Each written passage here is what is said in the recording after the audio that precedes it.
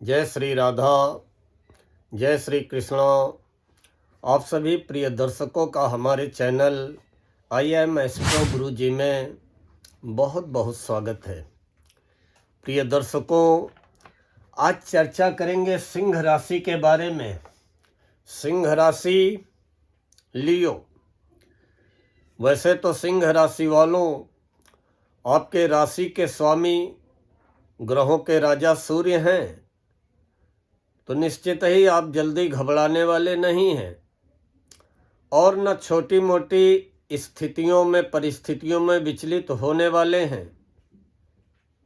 संघर्ष का सामना करते हुए सूरज की तरह सफलता पा करके चमकने वाली राशि है। लेकिन जहाँ तक ग्रहों की बात की जाए, वैसे तो आज हम शनि की ही बात करेंगे, क्योंकि आपकी राशि के आधार पे अगर कोई ग्रह आपके लिए निगेटिव स्थिति में है तो वो है शनि। क्योंकि शनि आपकी राशि से 8वें घर में विराजमान है, और जब शनि चौथे होते हैं, 8वें होते हैं, तो शनि की ढैया चालू होती है। और जब शनि 12वें होते हैं, पहले होते हैं, दूसरे होते हैं, तो 7.5 चल रही होती है। तो आपकी राशि से शनिदेव 8वें घर में है। 8वां घर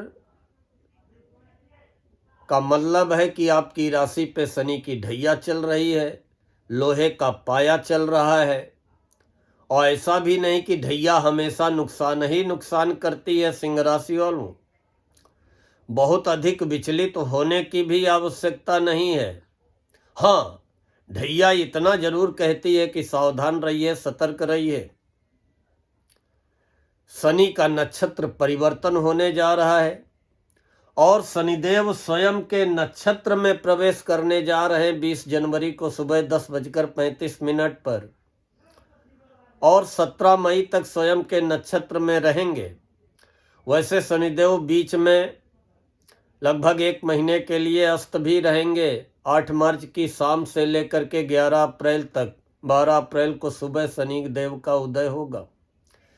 लेकिन अभी 20 जनवरी को शनिदेव जैसे ही नक्षत्र परिवर्तन करके स्वयं के नक्षत्र में पहुंचेंगे तो इनकी ताकत में वृद्धि होगी। और शनिदेव 8वें घर में बैठे हैं, 8वें घर के कारक भी होते हैं। अब स्वयं के नक्षत्र में प्रवेश कर रहे हैं, और शनि जहां पर बैठते हैं वहां की स्थान वृद्धि करते हैं, उस घर की वृद्धि करते हैं। अब स्वाभाविक है कि 20 जनवरी से लेकर के लगातार 8 मार्च तक शनिदेव किन चीजों में वृद्धि कर सकते हैं, इसकी भी चर्चा करते हैं। उसके अलावा शनिदेव 2 घरों के स्वामी हैं, क्योंकि 2 राशियों का प्रतिनिधित्व करते हैं, मकर और कुंभ। तो 6ठे घर के स्वामी हैं और 7वें घर के स्वामी हैं। 6ठे और 7वें घर के स्वामी बैठे कहाँ हैं? 8वें घर में। अब 8वां घर किन चीजों का होता है, जिसमें कि शनिदेव अब वृद्धि करेंगे, और खासकर 20 जनवरी से इनकी वृद्धि में तेजी आ जाएगी। 8वां घर निश्चित ही उम्र का होता है, उम्र में वृद्धि करेंगे। लेकिन 8वां घर मानसिक चिंता का भी होता है। शनि आपकी कोई न कोई मानसिक चिंता बनाए रखेंगे। एक मानसिक चिंता समाप्त होगी, दूसरी मानसिक चिंता तैयार कर देंगे। तो व्यर्थ की मन में चिंताओं को नहीं पालना है, और कोई भी बात अगर चिंतित कर रही है तो बड़ी शांति से उसका निराकरण, उसका उपाय ढूंढने का प्रयास करना है। शनिदेव जब 8वें घर में होते हैं तो गुप्त रोग भी देते हैं। स्वास्थ्य को लेकर के सावधान रहना पड़ेगा, सतर्क रहना पड़ेगा। अगर कुंडली में शनिदेव आपकी नीच के होंगे, आपकी कुंडली में शनि अगर नीच के होंगे फिर तो आपको निश्चित ही स्वास्थ्य को लेकर के विशेष रूप से सावधान रहना पड़ेगा। 8वें शनि पाइल्स की प्रॉब्लम दे देते हैं, पेट गड़बड़ कर देते हैं। 8वां घर होता है अचानक लाभ, अचानक हानि का। अब निश्चित ही शनिदेव, अगर आप सावधान रहेंगे, सतर्क रहेंगे, जल्दबाजी नहीं दिखाएंगे, हड़बड़ाहट नहीं दिखाएंगे, तो अचानक धन का लाभ भी कराएंगे। लेकिन अगर लापरवाह हुए किसी भी बात को लेकर के, तो शनिदेव अचानक हानि भी करा सकते हैं।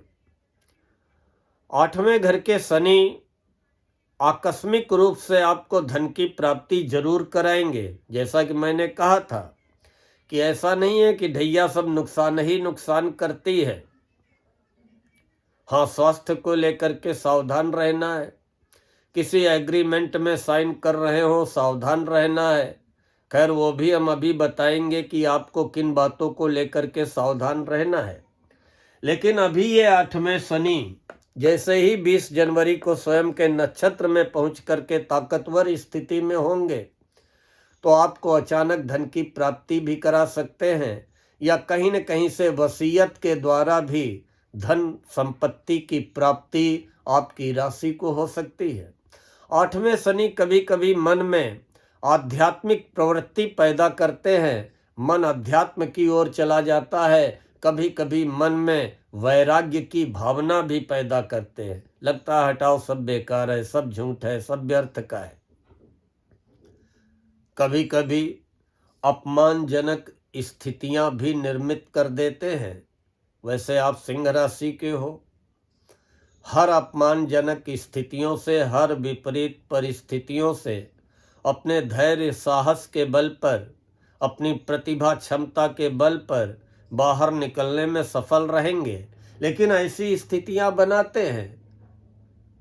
अब जब शनिदेव ताकतवर स्थिति में है, शनि की ढैया चल रही है, तो उसमें आपको सावधान रहना है, क्योंकि 8वें शनि पदच्युति अर्थात नौकरी भी लगी लगाई चली जाती है। एकाएक नौकरी छूट जाती है, लेकिन उसमें भी विचलित नहीं होना है। हमारे किसी भी सिंह राशि के साथ इस ढैया के दौरान ऐसी घटना हुई हो या आगे हो जाए कि नौकरी छूट जाए, एकाएक रोजी रोजगार के रास्ते बंद हो जाएं, बहुत जल्दी चालू होंगे, बहुत जल्दी नई नौकरी भी मिलेगी। रुकावटें जरूर आती हैं, 8वां घर रुकावटों का भी होता है। कोई भी काम हो, रुकावट जरूर आएगी, बाधा जरूर आएगी। लेकिन 8वां घर दूसरी आजीविका भी दिलाता है। अगर एक नौकरी छूटेगी दूसरी मिलेगी, एक काम धंधा बंद होगा तो दूसरा चालू होगा। 8वां घर दूसरी आजीविका के रास्ते भी बनाता है। या अगर आप एक व्यापार कर रहे हैं तो दूसरा व्यापार डालने की स्थिति भी बनती है, या एक नौकरी कर रहे हैं तो साइड में भी कहीं न कहीं से आय व इनकम की स्थिति भी बनती है। लेकिन उसके लिए संघर्ष प्रयास करने पड़ेंगे। अब शनि है 6ठे घर के स्वामी। 6ठा घर होता है रोग ऋण शत्रु का, और 6ठे घर के स्वामी बैठे कहाँ हैं? अष्टम भाव में। तो ये भी एक तरीके से विपरीत राजयोग हो जाता है। 6ठा घर रोग ऋण शत्रु का होता है, तो निश्चित ही शनिदेव रोग ऋण शत्रुओं में वृद्धि करेंगे। कोई न कोई आपको जो है फिजिकल प्रॉब्लम, शारीरिक कष्ट देने का कार्य करेंगे, लेकिन उसमें भी आपकी लापरवाही ज़्यादा जिम्मेदार होगी। लेकिन परेशान नहीं होना है, उस रोग पे, उस शारीरिक कष्ट पे आपको विजय भी दिलाएंगे, क्योंकि 6ठे घर के स्वामी 8वें घर में है। ऋण लेने की स्थिति आ सकती है, गाड़ी के लिए, मकान के लिए, व्यापार के लिए, या अगर ऋणी हैं तो ऋण मुक्ति के लिए आप बहुत प्रयास करेंगे, लेकिन आपको जो है किए गए प्रयासों में अंततो गत्वा सफलता भी मिलेगी। प्रतिद्वंदियों की वृद्धि होगी। 6ठे घर का स्वामी, 6ठा घर रोग ऋण शत्रुओं तो आपके जो प्रतिद्वंदी हैं, विरोधी हैं, आपसे ईर्ष्या करते हैं, आपकी प्रगति से ईर्ष्या करते हैं, आपको मिलते हुए मान सम्मान पद प्रतिष्ठा से जो ईर्ष्या करते हैं, उनकी वृद्धि होगी, लेकिन आपके सामने आकर के वो बिल्कुल पराजित भाव में ही रहेंगे, अर्थात आपके सामने उनकी बोलती बंद हो जाएगी। कहा ना कि रोग ऋण शत्रुओं का भय तो रहेगा, लेकिन अंतिम सफलता आपको ही मिलेगी, आपकी ही विजय होगी।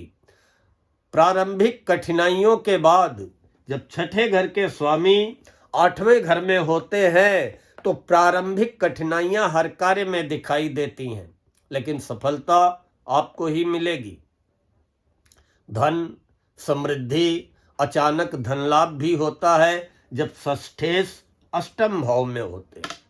अब 7वें घर के स्वामी 8वें घर में है और 7वां घर होता है आपके दाम्पत्य जीवन का, आपके जीवन साथी का, आपके व्यापार व्यवसाय का, साझेदारी के मामलों का। और सप्तमेश का अष्टम में होना, अर्थात सिंह राशि वालों, आप दोनों निजी रिश्तों में पति पत्नी दोनों को ऐसा महसूस हो रहा होगा और आगे भी होगा कि आपको लगेगा कि मेरी पत्नी मेरा कहना नहीं मान रही और पत्नी को लगेगा कि मेरा पति मेरा कहना नहीं मान रहा है। आपको लगेगा हम जो कह रहे हैं वो ठीक है, पत्नी को लगेगा मैं जो कह रही हूं वो ठीक है। ऐसी स्थितियां निर्मित होंगी, उससे बचना है। और आप जीवन साथी का सप्तमें अष्टम में है तो जीवन साथी का स्वास्थ्य प्रभावित भी कर सकते हैं। जीवन साथी के ऊपर या संतान के ऊपर खर्च के योग बना सकते हैं। संतान जन्म में, संतान की शिक्षा में, संतान के विदेश भेजने में, संतान के विवाह में, तो कहीं न कहीं जीवन साथी और संतान और खासकर जीवन साथी के स्वास्थ्य को लेकर के विशेष रूप से सावधान सतर्क रहना होगा। जो हमारी माताएं बहनें सिंह राशि की हों, जो सिंह राशि की महिला जातक होंगी, उनको निश्चित ही लगेगा क्या कि हमारे वैवाहिक जीवन में अस्थिरता, अनिश्चितता की स्थिति बनी हुई है। कोई विवाह को चिंतित है, कोई पुनर्विवाह को लेकर के चिंतित है, किसी को लग रहा है कि हमारी जैसी जीवन गाड़ी है इस जीवन साथी के साथ कंटिन्यू हो पाएगी कि नहीं हो पाएगी, आगे चल पाएगी कि नहीं चल पाएगी। बहुत सी स्थितियां सिंह राशि की महिलाओं के दिमाग में ये चल रही होंगी शनि के प्रभाव के कारण, और आगे चलेंगी कि उन्हें अपने वैवाहिक जीवन को लेकर के कुछ न कुछ अस्थिरता या अनिश्चितता का सामना करना पड़ सकता है।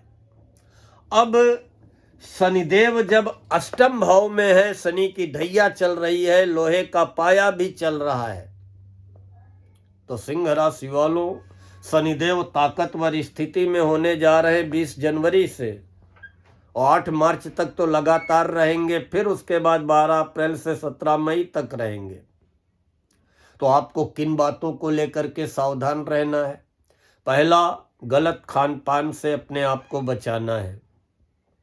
अनियमित दिनचर्या त्याग दीजिए। अपनी दिनचर्या को, अपने रूटीन को सही कर लीजिए, सुव्यवस्थित कर लीजिए, और अगर जिसकी सही है तो बहुत अच्छा है। गलत संगति से बचिए। ये शनि की ढैया है, आपको गलत लोग ज्यादा टकराएंगे। कोई नशेड़ी मिलेगा, कोई जुगाड़ी मिलेगा, बचिए गलत लोगों से।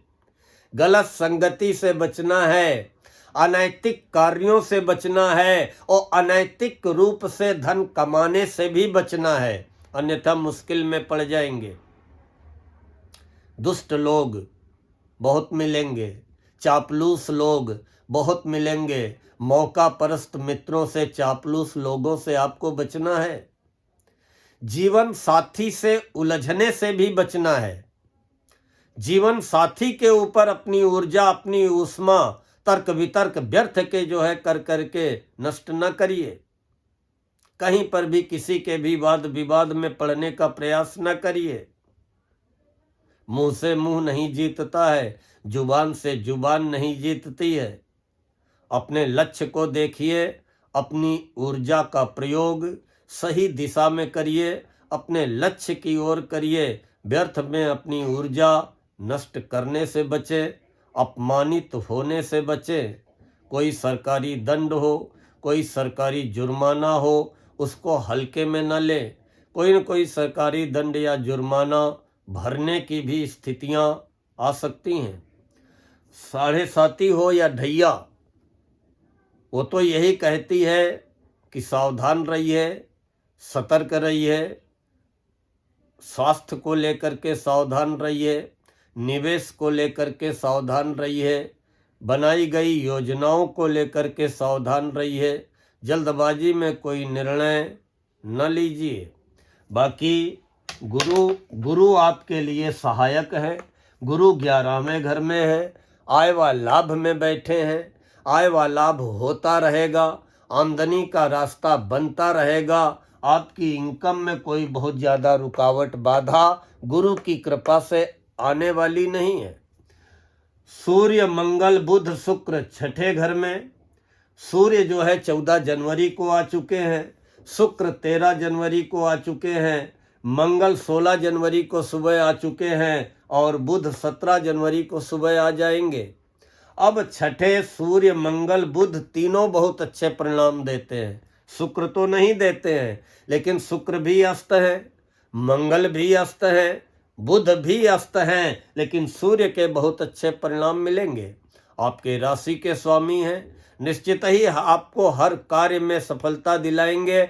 सूर्य आपके राशि छठे घर में होने के कारण हर वाद विवाद, कोर्ट कचहरी के मामलों में, मुकदमों में, या कोई प्रतियोगी परीक्षा में सम्मिलित होने जा रहे हैं, या सरकारी नौकरी के लिए इंटरव्यू देने जा रहे हैं, या कोई आपका सरकारी कार्य, प्रशासनिक कार्य अटका रुका फंसा पड़ा है, उस सभी में आपको आपके राशि के स्वामी 1 महीने तक बहुत अच्छी सफलता दिलाने का कार्य करेंगे।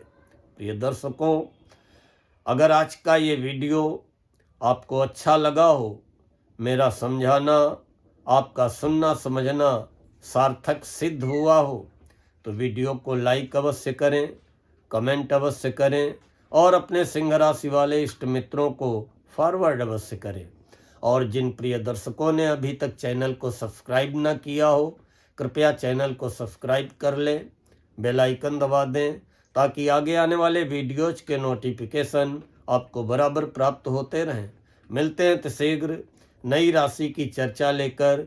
तब तक के लिए माता रानी आपकी समस्त मनोकामनाएं पूर्ण करें। जय श्री राधा, जय श्री कृष्ण।